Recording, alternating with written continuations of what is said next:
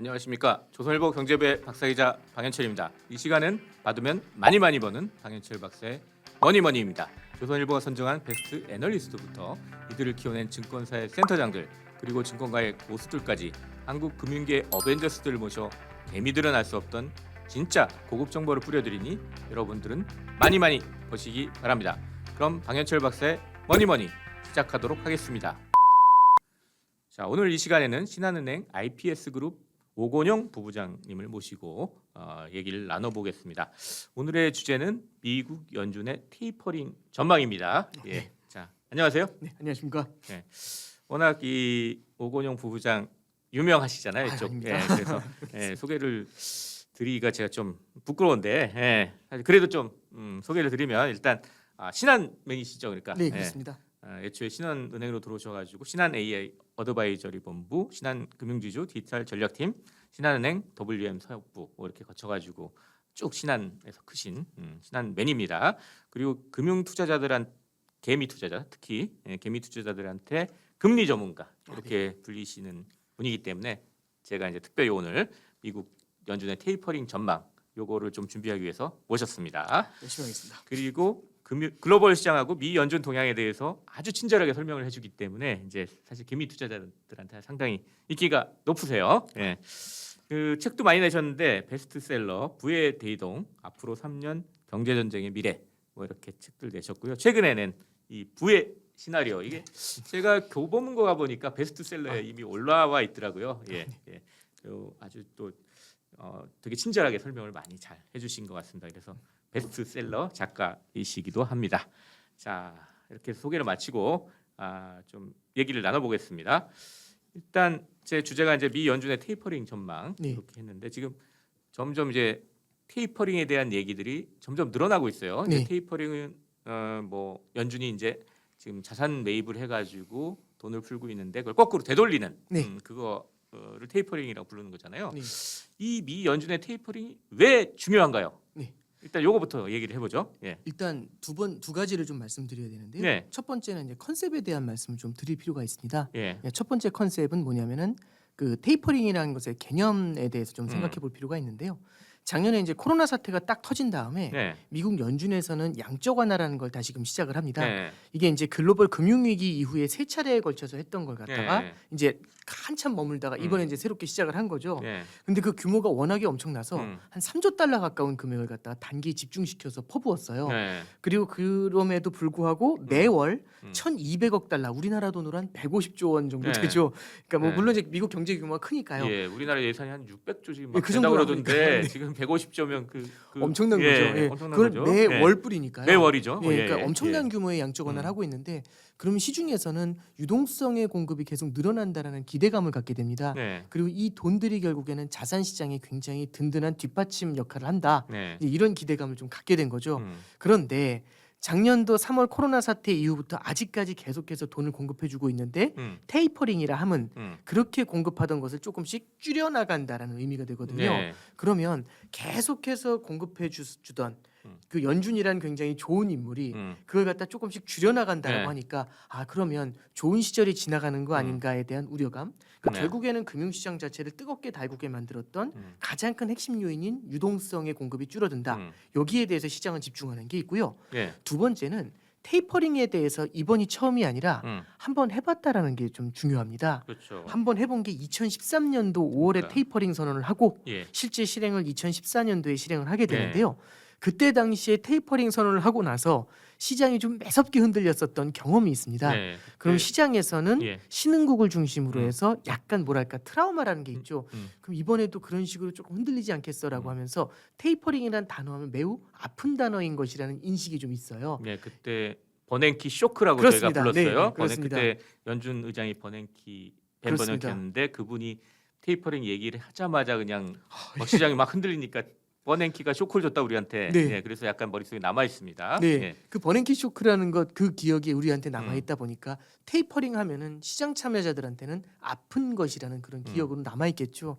그러면 첫 번째는 컨셉추얼리 결국에는 자금을 주던 걸 줄여나간다라는 것. 예. 그게 1번이고 두 번째는 아픈 것이라는 그 과거의 기억들. 이 두 가지가 시장에는 보다 긴장감을 크게 만드는 건 아닌가 이렇게 보고 있습니다. 그렇다면 그 지금 돈을 좀 시장에 넣고 있던 걸 줄이게 되는 건데 네네. 지금까지 코로나 이후에 지금 우리 증시뿐 아니라 미국 증시도 아주 활활 타올랐는데 이걸 네. 유동성 장세라고 그랬잖아요. 네, 그러니까 그렇습니다. 돈을 이제 막 풀어가지고 올린 장세인데 테이퍼링 시작하게 되면 이 유동성 장세는 이제 끝나는 겁니까? 어떻게 되는 거죠? 이제 이렇게 볼 필요가 있습니다. 첫 번째는 테이퍼링의 개념을 조금 더 볼 필요가 있는데 네. 테이퍼링이라고 하는 거는 매월 1,200억 달러씩 주던 걸 조금씩 줄여나가는 겁니다. 네. 다음 달엔 1,100억, 1,000억, 900억 이렇게 조금씩 줄여나가는 거죠. 네. 이걸 한꺼번에 줄였을 때 시장이 받을 수 있는 충격이 워낙에 크다 보니까 그렇게 줄이지 않고 조금씩 줄여나가는 그런 네. 방법이니까 제가 이제 옛날에 처음 운전을 배울 때 음. 제일 어려웠던 게 뭐냐면 자꾸 이제 속도를 줄이세요라고 하면 네. 브레이크를 밟았거든요. 네. 그랬더니 이제 운전 가르쳐 주시는 분이 화를 내시면서 음. 엑셀로 속도를 조절해라 이 얘기를 하시더라고요. 그때는 그 말씀을 이해를 못했어요. 엑셀로 속도를 조절해요? 예. 그러니까 이제 고속도로에서 막 밟고 세게 가다가 이제 엑셀에서 발을 살짝 떼면 속도가 좀씩 그렇죠. 줄어들지 않습니까? 예. 그래서 이제 그 실제로 테이퍼링이라고 하는 건 긴축이라고 하는 거는 브레이크를 밟는 겁니다. 예. 테이퍼링이라고 하는 거는 엑셀에서 살살 발을 떼면서 속도를 갖다가 빠르게 달리지만 빠르게 달리는 속도를 점차로 줄여나가는 네. 그런 정책을 쓰고 있는 거죠. 그래서 테이퍼링을 하더라도 유동성의 공급은 이어집니다. 다만 공급을 하더라도 덜 공급한다는 이 첫 번째 컨셉을 좀 우리가 좀 기억을 할 필요가 있고요. 예. 두 번째는 테이퍼링을 하는 이유가 뭔지를 좀 볼 필요가 있어요. 네. 시장이 뜨겁게 타오르니까 이걸 갖다 무너뜨리기 위해서 테이퍼링을 한다. 그게 아니라 워낙에 이례적인 상황에서 시장의 혼란이 너무 큰 상황에서 비정상적인 상황이니까 어쩔 수 없이 연준이 나서서 페드가 나서서 돈을 공급했던 게 테이퍼링 그 양적 완화입니다. 네. 그런데 이게 이제 실물 경제가 돌아서게 되면은 더 이상 이렇게 긴급한 상황에서 했던 이런 과격한 지원 같은 거 이런 것들을 굳이 할 필요가 없게 되는 거죠. 괜찮아지니까 지원을 줄이는 겁니다. 실물 경제에 자금을 공급하는 주체는 네. 기본적으로 중앙은행이 실물 경제에 자금을 공급해 주는 게 아니라 시중은행이 공급을 해줘야 되는데 실물 경제가 어두워지게 되면 시중은행들은요, 미국의 시중은행들은 특히 이제 복지부동 자세로 딱 접어든 다음에 예. 대출을 해주지 않습니다. 예. 그러니까 시중은행들이 너무 이제 네. 수그려져 있으니까 이때 중앙은행이 나서서 유동성을 공급해 줬던 건데 네. 실물 경제가 살아나면 중앙은행은 공급을 조금씩 줄일 필요가 있죠. 이제 더 있을 필요가 없으니까 네. 워낙에 비정상적인 상황이 있었으니까 자기들은 빠져나오고 중앙은행 빠져나오고 이제부터는 실물 경제가 돌아왔으니까 시중은행이 대출을 펌프질하면 예. 되겠죠. 그래서 유동성 장세가 끝난다라고 생각할 필요는 없다라는 생각이 드는 거고요. 하나 더 이제 말씀을 드리면 유동성 장세 이후에 기다리고 있는 게 실적 장세라는 겁니다. 네. 실물 경제가 돌아서게 됐었을 때 정상적으로 실물 경제를 추동해주는 은행의 역할, 시중은행들의 역할이 우리가 좀 주목해 볼 필요가 있다. 예. 이렇게 말씀드립니다. 그러니까 테이퍼링이 그 물이 콸콸 나오는 수도꼭지를 한꺼번에 확 잠그는 게 아니라 네, 조금씩 이제 꼭지를 잠가가는 네, 거니까 그렇습니다. 계속 이제 유동성 공급이 되는 그런 네, 상태다 그렇습니다. 이렇게 네. 보면 되고 그 사이에서 좀 변화를 좀 읽어야 네. 된다. 네. 그 물이 좀 유동성 공급이 조금씩 줄어들 때 그때 생기는 변화. 그러니까 말씀하신 대로 실적이 좋은 네. 데가 생기고 나쁜 데가 생기고 네. 뭐 이런 거를 좀 살펴보는 식으로 좀 앞을 내다봐야 된다. 뭐 이렇게 좀 정리를 하면 되겠네요. 네네. 근데 말씀하신 대로 연준이 뭐 갑자기 충격을 주려고 테이퍼링을 하는 건 아닐 테니까 네네. 이미 뭐 어떤 조건이 있으면 테이퍼링을 하겠다 지금 이렇게 얘기를 하고 있잖아요. 네. 그러니까 그 조건이 달성되면 연준이 테이퍼링을 할 테니까 그 조건만 좀 제대로 알고 있으면 어떻게 좀 그 테이퍼링이 언제쯤 시작될지 좀 전망이 가능할 것 같은데 네.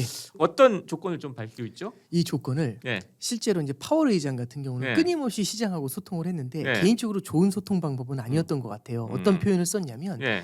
경제에 실물 경제에 실질적인 진전이 있을 때 테이퍼링을 단행하겠다라고 얘기를 해요. 네. 그럼 당장 어떤 질문이 나오냐면 그 진전이 뭐냐? 실질적인이라는 게 네. 뭐냐라는 네. 이 질문이 바로 나오게 우리는 되는데요. 숫자로 좀 가르쳐 달라 이렇게 네, 그렇죠. 얘기를 하고 싶죠. 예. 그러니까 뉴메리컬이죠. 그러니까 네. 숫자로서 뭐 2% 물가가 2% 위로 오르고 음. 이렇게 해주면 딱 좋은데 그렇게 딱 박질 않고요. 음. 실질적인 진전이라는 표현을 썼었어요. 예. 근데 최근에 음. 이게 이제 되게 애매하게 막 설왕설래 그래서 그러니까 그러다 보니까 이게 예. 테이퍼링이 된다 안 된다 네, 이런 언제 하냐 설왕설래가 마저 많은 지금 겁니다. 얘기가 많았던 네, 이유가 그것 그렇습니다. 때문에 그렇군요. 근데 이제 여기서 최근에 그 실질적인 진전에 대해서 음. 약간씩 파월 의정은 아니지만 음. 다른 이제 연준 이사들, 지역 연은의 인사들 네. 통해 가지고 조금씩 이제 그 가이드라인이 보이기 시작을 하는데요. 어떤 얘기를 하고 네, 있냐면 어떤 얘기죠? 지금 현재 미국의 음. 실업률이 굉장히 이제 그 실업자 수가 아직은 많습니다. 음. 실물 경제가 돌아섰다고 하지만 네. 가장 대표적으로 하는 얘기가 뭐냐면 이런 얘기죠. 음. 코로나 이전 2020년도 1월에 보면은 음. 그때 당시하고 지금하고 비교해 보면 그때 당시 대비해서 지금 실업자가 600만 명이 더 많다라고 얘기를 합니다. 네. 그러니까 아직도 600만 명이 그때 일자리가 당시보다 없다. 그렇죠. 일자리가 없다는 얘기죠. 네. 그래서 이 정도의 실업자들의 수가 줄어드는 게 되게 중요하다라고 얘기를 하는 거죠. 음. 그런 것들이 하나의 실질적인 진전이다라고 표현을 하는데 음. 그러다 보니까 지역연은 인사들이 음. 이제 무슨 얘기를 하냐면 네. 미국의 고용 지표가 되게 중요하다라는 얘기를 합니다. 그러면서 요번 달에 보면 그 고용 지표가 월 초에 발표가 됐거든요. 네. 고용 지표가 어떻게 발표가 됐냐면 95만 명이 늘어났어요. 네. 계산하기 좋게 100만 명 늘어났다고 쉽게 가정을 100만 하면 명이라고 생각하면 네. 그러면 이번 달에 100만 명이 늘어났는데 보니까 지난달에도 100만 명이 늘어난 거죠. 네. 그러면 100만 명 늘었고 다음 달에도 100만 명이 늘어났다는 게 만약 확인이 된다면 네. 그럼 사실상 3개월 연속 100만 명이면 어느 정도 이거는 100만 명씩 늘어나는 추세라는 게 확인이 좀 되는 거지 않습니까? 예. 그러면 이 정도는 100만 명씩 늘어난다고 가정하면 연말 정도 됐을 때 600만 명이라는 숫자의 모자람이 어느 6개월이 정도 되겠네요. 그렇죠. 예. 채워지겠죠. 예. 그러면 이 정도면 실질적인 진전이 아니냐라고 얘기를 하고 있는 거고요. 그래서 이제 최근에 나오는 얘기는 만약에 9월 달 첫째 주나 10월 달 첫째 주에 나오는 고용 지표도 100만 명씩 가까운 이런 서프라이즈가 이어지게 되면 예. 이때는 이걸 실질적인 진전으로 판단할 수가 있고 이때는 테이퍼링을 단행하는 걸 우리가 보다 적극적으로 검토할 수 있다 이런 얘기가 나오고 있는 겁니다. 예. 그리고 그 물가 또 얘기를 했잖아요. 물가 조건. 네. 사실 물가는 꽤 많이 올랐으니까 이런 그 연준이 생각하는 테이퍼링 조건은 이미 달성된 것 같은데 네. 그건 어떻게 보세요? 일단 기본적으로 네. 미국은 그 연준은 말씀해 주셨던 것처럼 인플레이션 타겟팅을 하고 있었어요. 네. 그래서 연 2% 물가 상승이 되게 중요하다라고 생각을 했는데 네. 작년도 8월 달에 잭슨홀에서 한번 암시를 줬고요. 그 다음에 작년도 9월 달에 FOMC에서 이 연준이 평균 물가 목표제라는 걸 도입을 합니다. 예. 그래서 2% 물가 목표는 그대로 놔두는데 예. 예전에는 2% 가까이 지금 2% 가까이 물가만 올라오더라도 네. 이걸 어떻게 해서든지 때려잡으려고 했었는데 그게 아니라 이제는 이렇게 얘기하는 거죠. 2%라는 물가 목표보다 도달하지 못했었던 기간을 한번 우리가 감안해야 된다라고 네. 얘기하는 겁니다. 그 전만 해도 글로벌 금융위기 이후에 디플레이션 압력이 굉장히 길었다는 거죠. 그러다 보니까 2%라는 물가 목표에 꽤 오랜 기간 동안 달성하지 못했던 네. 거예요. 그러면 2%에 달성하지 못했던 기간들을 우리가 일단 감안하자. 아파했던 기간들을 감안하자 이렇게 얘기하고 만약에 아파했던 기간이 길다면 뒤에 2%보다 물가가 올라오는 기간들도 길게 고려를 해줄 수 있다 네. 이렇게 얘기하는 거죠. 그러면 2%보다 못했던 기간, 2%를 넘은 기간 합쳐서 평균으로 2%면 되지 않겠어라고 해서 평균 물가 목표제를 도입합니다. 네. 이렇게 되면 이제 어떤 일이 벌어지냐면 단순히 물가가 2% 위로 올라갔다고 해서 예전처럼 테이퍼링을 단행하거나 예전처럼 금리를 인상하거나 여기선 약간 벗어나 있는 거죠. 그러다 보니까 이 물가라는 게 약간은 이 평균 물가 목표제가 도입된 이후에 시장에서 판단할 때는 조금 어려운 요소가 돼버린 것 같고요. 추상적인 오히려 이제 고용에 대해서 그러니까 조금 더 신경을 좀 관심사가 많이 이쪽은 네. 물가 쪽은 좀 덜하고 지금 고용이 상당히 중요한데 그쪽으로 좀 많이 예. 올라가는 분위기입니다. 고용이 지금 대충 따져가지고 한 월 100만 명씩 증가를 하고 있으니까 네, 이 상태로 계속해서 연말까지 간다면 거의 완전 고용이 테이퍼링 되는 할 거죠. 수 있는 네. 조건에는 지금 달성하는 것으로 보인다. 네, 뭐 그렇죠. 이렇게 예. 얘기를 할 수 있네요. 그럼 이게 시기하고 규모라는 게 어느 정도 좀 내다볼 수 있을 때가 된 것 같은데 예. 지금 시장에서 얘기하는 그 테이퍼링 시기와 네. 테이퍼링 규모 네. 이건 어느 정도 이렇게 얘기가 나옵니까? 일단 시기를 먼저 네. 말씀을 드리면 시장에서 컨센서스로 나와 있는 음. 건 이런 겁니다. 이 테이퍼링이라는 것도 단계가 있는 건데요. 네. 이제 예전에 이제 2013년도에 테이퍼링 할 음. 때는 13년도 5월에 테이퍼링을 선언을 하고 예. 실제 테이퍼링을 진행했던 게 14년도 1월부터 진행을 했습니다. 네. 약 7개월 정도의 예. 텀이 있었죠. 예. 근데 그때하고는 조금 다르다는 얘기를 해요. 선언을 하고 난 다음에 조금 빨리 시작할 수도 있다 이런 얘기가 나오는데 그래서 지금 시장에서 바라보고 있는 건 8월 달에 잭슨홀 연설이 있습니다. 네. 이번 달 말에 있죠. 예. 그래서 잭슨홀 연설에서 테이퍼링에 대해서 암시를 주고 예. 그런 다음에 9월 달 FOMC에서 테이퍼링을 선언한 다음에 음. 올해 12월이나 아니면 내년 초부터 음. 테이퍼링을 단행하지 않겠냐. 이게 현재 시장에서 바라보는 컨센서스가 네. 됩니다. 그게 시기라고 보시면 될 것 네. 같고요. 두 번째는 이제 규모에 대한 말씀을 좀 간단히 네. 말씀을 드리면 음. 이렇게 보면 됩니다. 음. 지금 매월 1,200억 달러씩 네. 그 돈을 뿌려주고 있는 거잖아요. 이걸 조금씩 줄이는데 일환이 뭐냐면 음. 100억 달러씩 줄이자라고 얘기를 합니다. 예. 그러면 100억 달러씩 줄이면은 12개월이 되겠죠. 예. 그러면 12개월이 걸리게 되면은 만약에 연말 연초에 시작한다면 내년 말까지 테이퍼링이 계속 이어져서 내년 말에 양적 완화가 실제로 제로가 될 겁니다. 네. 1,200억, 1,100억 이렇게 예, 줄어들 테니까요. 내지는 다른 안이 있는데 다른 안은 150억 달러씩 줄이자는 안이 있습니다. 네. 150억 달러씩 줄이면 8개월 정도의 종료가 되겠죠. 네. 그래서 내년 3분기 정도면 종료될 수 있는 거 아니냐라고 하는 그런 안이 있는데요. 아마 이제 어느 정도 될지는 모르겠지만 고용 지표가 어느 정도 세게 나온지에 따라서 이 두 가지 안 중에서 하나를 고민하게 되지 않을까 예. 그렇게 좀 보고 있습니다. 시기와 관련해서는 최근 월스트리트저널 이 네. 보도를 보면 11월에 단행하는 네. 것도 의견이 좀 모아지고 있다. 네, 뭐 이런 보도도 나와니까 네, 지금 내년 초 이런 말씀을 많이 하셨는데 네. 좀 당겨질 수 있다 이런 네, 전망들이 이제 나오는데 구물대기가 그건 나오죠. 어때요? 예. 지금 이제 보면은 그 예. 얘기가 나온 게 연준에서는 조금 이제 비둘기적인 인사라고 할 수 있는 카시카리 총재까지도 이 네. 미니애폴리스 여는 총재거든요. 그분도 이제 테이퍼링을 이제 할 수도 있다라는 쪽으로 돌아서니까 예. 시장에서는 그러면 실제 선언을 하고 난 다음에 기다릴 게 아니라 11월 FOMC부터 시작해야 되는 거 아니야? 이제 이런 얘기를 하는 거죠. 네. 그러면 11월부터 시작을 해가지고 150억 달러씩 줄이면 되겠다. 그러니까 빨리 당겨올 뿐만 아니라 100개씩 속도도 줄이는 게 아니라 빨리 150개씩 하자. 줄이는 어. 거죠. 그러면 어떻게 되냐면 11월부터 해서 매월 150개씩 줄이면 네. 그러면 8개월이면 끝나잖아요. 음. 그럼 내년 6월이면 종료가 됩니다. 이제 그래서 지금 시장의 과열이 엄청나고 고용도 확실히 좋아지는 것 같으니까 이건 굉장히 큰 자신감의 발로죠. 이런 안도 우리가 고민할 수 있어라고 이제 언급이 나온 겁니다. 지금까지 나와 있는 그 얘기들 중에서는 가장 좀 빠르고 가장 좀 급진적이라는 표현은 좀 여기서는 맞진 않는 것 같은데 좀 예. 그런 형태의 뉘앙스로 좀 보시면 될 것 예. 같습니다. 그런데 그게 아직 다수는 아닌 것 같은데 하여튼 그런 얘기도 나온다. 이렇게 네, 그렇습니다. 이해를 하면 그쪽에서 되겠... 이제 얘기들이 그렇죠? 나오고 있는 거죠. 예. 네, 그런 주장도 있는 거죠. 예. 말씀하실 때 이제 잭슨홀 미팅 얘기하셨는데 네. 이게 사실 좀 생소한 분들도 있어요. 왜냐하면 뭐 연준이 1년에 8번 회의를 해가지고 이제 그 정책을 결정하잖아요. 그거 말고 자꾸 잭슨홀 미팅이라고 얘기했는데 그거 도대체 뭐냐고 이렇게 여쭤보시는 분들이 많던데 요것 좀 자세히 한번 얘기를 좀 해보죠. 이게 뭐예요, 근데? 예. 저는 이론적인 말씀을 드리고 예. 자세한 건 제 생각엔 박사님께서 예. 해주시면 좋을 것 예. 같은데요. 그러니까 잭슨홀이라는 건 저는 제가 이제 알게 된 거는 예. 기본적으로 2005년도에 글로벌 금융위기 전에 라구람 라잔이라고 이제 인도 중앙은행 총재가 있으셨잖아요. 예. 그분이 연설을 하셨고 이제 신영선 박사님 얘기하실 때 이제 그때 이제 참 유명해졌던 것 같아요. 예. 이게 매년 한 번씩 미국에 있는 잭슨홀이라는 작은 마을이죠. 예. 그 마을에서 이제 각국 중앙은행 총재들이 모여가지고 중앙은행 총재뿐만 아니라 금융 관련 인사들이 예. 모여가지고 컨퍼런스를 열게 됩니다. 그런 형태의 이제 하나의 컨퍼런스인데 거기서 워낙에 중요한 얘기들이 좀 많이 나왔었죠. 예. 방금 전에 말씀드렸던 05년도의 잭슨홀 연설, 2010년도에는 그때 당시 아까 말씀해 주셨던 버냉키 전 FRB 의장이 나와서 예. 연준 의장이 2차 양적 완화를 암시했던 적이 있고요.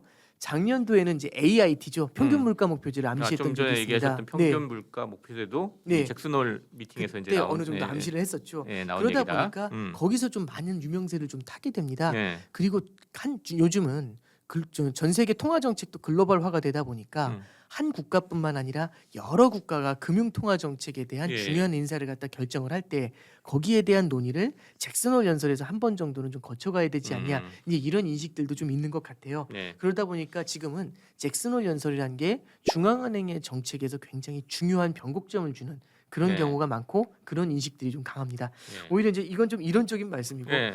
박사님께서 예전에 좀 다녀오신 적도 있다고 하셨으니까 예. 실질적인 예. 얘기를 좀 한번. 실질적인 얘기보다 이제 일정을 보니까 8월 26일에서 28일 네, 28일 까지입니다. 이렇게 이제 일단 돼 있어요. 근데 최근 나온 이제 그 뭐 설문 네. 이런 걸 보면 잭슨홀 미팅에서 뭐 테이퍼링 관련한 얘기는 안 할 수도 있다. 뭐 이런 전망까지 나와요. 그러니까 네네, 네. 예, 좀 시기가 좀 네. 급한 것 같다. 뭐 이런 얘기도 나오는데 여튼간에 말씀하신 대로 되게 중요한 여러 가지 중앙은행 네. 관련한 정책들을 암시하거나 또 발표가 있고 네. 그랬던 회의이기 때문에 좀 주목을 해야 될 것 같고요. 네. 예. 부연을 해서 하나만 음. 더 말씀드리면 잭슨홀 연설은 잭슨홀 컨퍼런스는 어떤 음. 정책을 디시전하는 네. 디시전 메이킹을 하는 그런 그렇죠. 회의는 예, 아닙니다. 예. 그러다 보니까 작년에도 평균 물가 목표지에 대한 언급을 했었던 거고요. 여기에 대해서 사실상 도입을 암시하는 얘기를 한 거죠.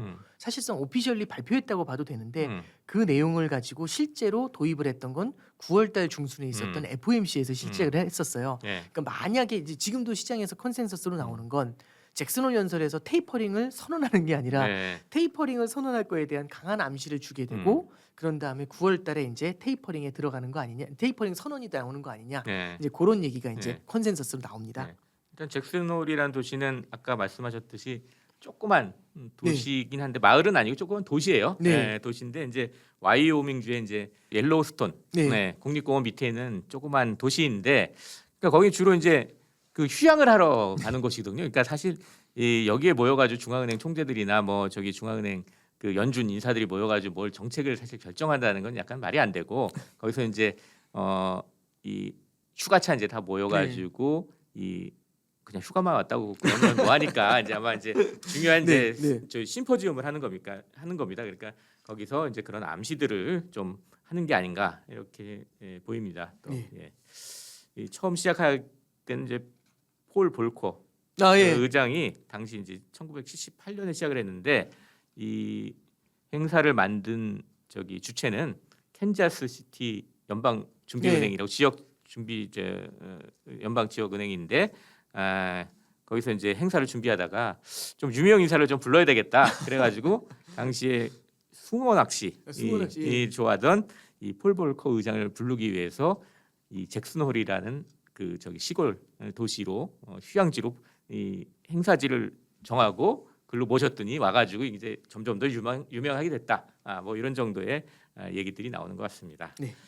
자, 그렇다면 이제 굳이 잭슨홀 미팅은 말씀하신 대로 어떤 정책을 결정하는 자리는 아니니까 테이퍼링 신호를 주려면 아무래도 그 정식 회의, 네. 우선 FOMC 네. 연방공개시장위원회 네. 회의에서 좀 결정을 해서 나올 것 같은데, 앞으로 좀 일정이 어떻게 되죠? 그러면 이제 9월달 중순에 이제 FOMC가 있고요. 예. 그다음에 이제 11월달 초에도 FOMC가 예. 있는데 10월 달은 45일에 한 없죠. 번씩 네, 예, 그렇습니다. 예, 45일에 한 번씩 있으니까요. 예. 그러면 이제 이 FOMC에서 실제로 어느 타이밍에 선언이 나오게 되는지가 이제 포인트가 되는 것 같고요. 네. 현재로서 컨센서스는 9월 정도에 선언이 나오지 않을까, 그렇게는 좀 얘기를 하고 있습니다. 네. 예고가 나오게 네. 된다는 얘기겠죠. 9월 일정은 21일에서 22일 이렇게 FOMC 지금 일정이 네. 잡혀져 있습니다. 네.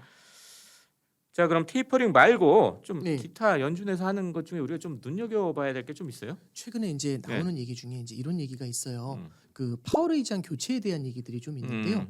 파월 의장 이전에 부의장 중에 랜드 콜스라는 분이 있습니다. 네. 트럼프 행정부 하에 계셨던 분이고 네. 그때 이제 임명이 됐던 분이고 2017년도에 네. 그리고 그분 같은 경우는 약간 금융 규제를 갖다 완화하는 쪽에 좀 포커스를 좀 맞추고 계십니다. 네. 그러다 보면은 이제 그 말씀드렸던 랜드 콜스 의장 부의장이라든지 네. 그다음에 지금 이제 클라리다 부의장이라든지 네. 파월 의장이라든지 어떤 양적 완화나 이런 정책들보다도 민주당 상원 쪽에서는 이제 엘리자베스 워런 같은 분들은 네. 하는 얘기가 약간 금융 규제를 좀 방만하게 하고 있는 거 아니냐에 대한 불만들이 조금 네. 있는 것 같아요. 네. 그러다 보니까 이제 랜드 콜스 그분 같은 경우는 이제 교체에 대한 얘기가 좀 나오고 있고요. 파월 의장 같은 경우도 내년 2월이 이제 임기 만료가 됩니다. 그렇죠. 그래서 이제 교체에 대한 얘기가 조금씩 한 일주일 전부터 좀 얘기가 좀 나오고 있는데, 이게 교체에 관련된 결국엔 핵심은 교체되느냐 안 되느냐도 네. 있지만 금융 규제에 대한 얘기들이 조금씩 다시금 불거지는 거 아닌가.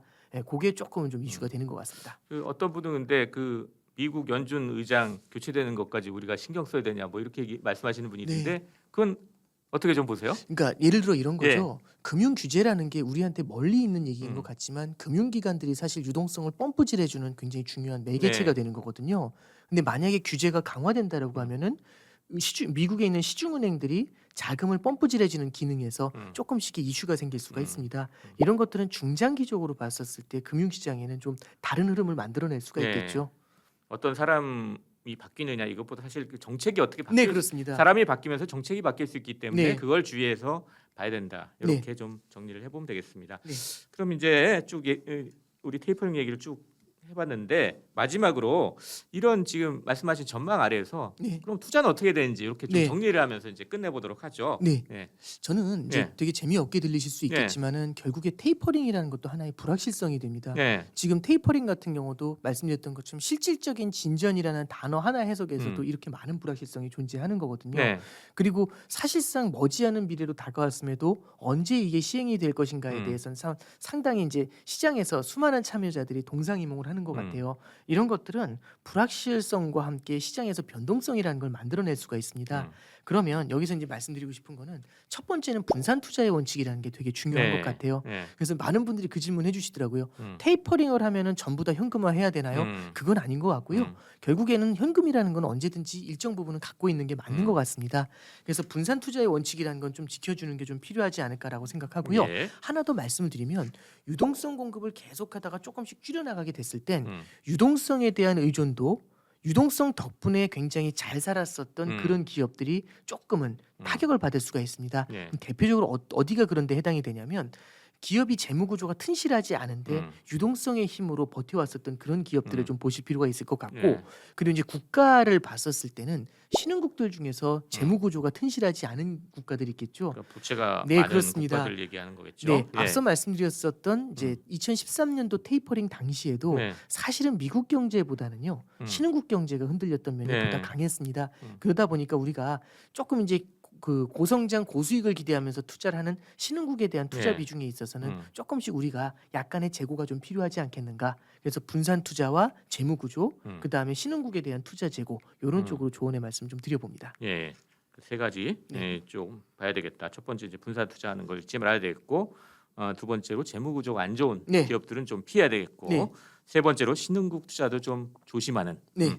이런 세 가지 투자 아이디어를 갖고 접근을 해보면 좋겠다. 네. 이렇게 정리를 하면 되겠습니다. 자, 오늘 박연철 박사의 머니머니 오건영 신한은행 IPS그룹 부부장과 함께 미국 연준의 테이퍼링 전망에 대해서 얘기를 나눠봤습니다. 자, 마지막으로 저희 시청자 여러분께 마무리 인사 좀 부탁드리겠습니다. 네. 항상 그 박사님께서 워낙에 좋은 이제 진행 방식을 보여주셔가지고 네. 저도 이제 편안하게 진행을 했고요. 네. 저는 이제 요즘 좀 그 생각을 좀 합니다. 앞에서도 이제 분산 투자와 변동성 확대에 대한 이제 네. 조언을 좀 드렸었는데 요즘 저도 이제 되게 우려스러운 단어는 시장이 과열되다 보니까 영끌이라는 단어가 좀 네. 심심치 않게 등장하는 것 같아요. 영혼까지 모아가지고 네. 끌어들여가지고 투자한다. 영끌. 예. 근데 저는 영끌이라는 것도 하나의 투자 전략이 될 수도 있다고 생각을 합니다. 네. 실제 헤지 펀드들 중에서는 레버리지를 가지고 투자하는 경우들이 있으니까요. 네. 그런데 전문 투자자들이 아닌 이제 초심자들이 영끌 투자를 한다거나 이런 것들은 조금은 우리가 경계를 좀 할 필요가 좀 있을 것 같고요. 그래서 항상 투자에 대한 관심을 가지면서 투자에 살짝 발을 담궈놓으면서 분산 투자를 통해서 투자의 내공을 갖다 쌓은 이후에 그런 좀 과감한 투자들도 고민해 보시는 게 어떤가 그런 조언의 말씀을 좀 마지막으로 드려봅니다. 네, 감사합니다. 지금까지 함께해 주신 신한은행 오건영 IPS그룹 부부장 그리고 저는 조선일보 경제부의 박사기자 방현철이었습니다. 이 시간은 받으면 많이 버는 방현철 박사의 머니머니입니다. 그럼 다음 시간에 또 뵙도록 하겠습니다. 감사합니다.